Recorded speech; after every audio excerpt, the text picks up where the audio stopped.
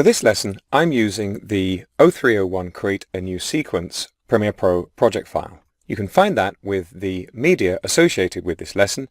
Just double-click on the Premiere Pro project file itself to open it in Premiere Pro. When you add clips to a sequence, their frame size and frame rate are automatically adjusted to match the sequence so everything will play smoothly. You'll want sequence settings to match your clips to minimize conversion and maximize playback quality. Let's take a look at those settings. I'm going to create a new sequence in this project by clicking at the bottom of the project panel on this new item menu.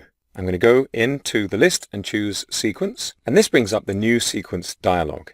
The settings for sequences in Premiere Pro are based on camera formats rather than output formats. I'm going to expand the digital SLR category, and I'm going to expand 1080p, which is one of the settings that you can get in a DSLR camera, and I'm going to choose this one, DSLR 1080p 30.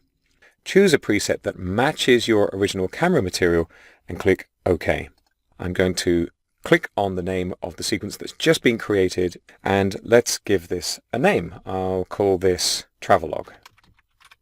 Just as a little footnote to this, you'll notice in the project panel that if you have text selected and you press the carriage return key, which is the enter key to the right of the letters on your keyboard, Premiere Pro tends to jump down the list selecting the next option.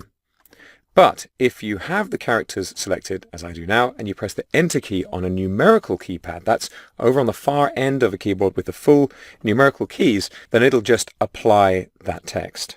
Now, creating a sequence using a sequence preset gives you the most control, but it does mean you need to know the settings. And look what happens when I take one of these clips and drag it into the sequence I've just created. I get a clip mismatch warning. This clip does not match the sequence's settings. Do you want to change the sequence to match the clip's settings? This means you can get the settings wrong safely because Premiere Pro is going to give you this option to automatically change those settings when you add a clip.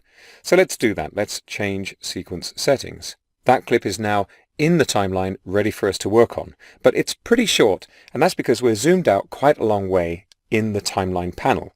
To see this more clearly, I'm going to zoom in, and the easy way to do that is to take the ends of the navigator and move them.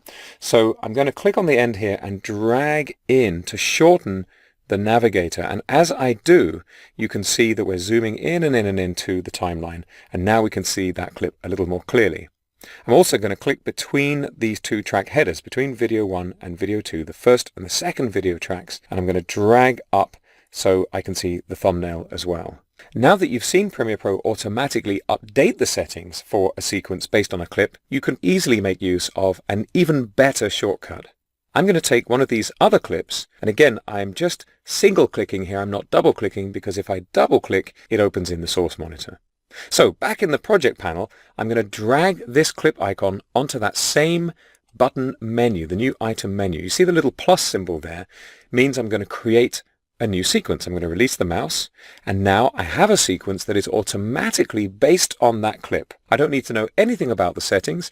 I don't really need to know much about the clip at all. The sequence has been created with just the right settings to match it. And you can see the name of the sequence matches the clip too, People Shelter from the Rain, but you can see the icon is different. That icon is for a sequence. So let's call this the rain sequence, just so it's easy to spot.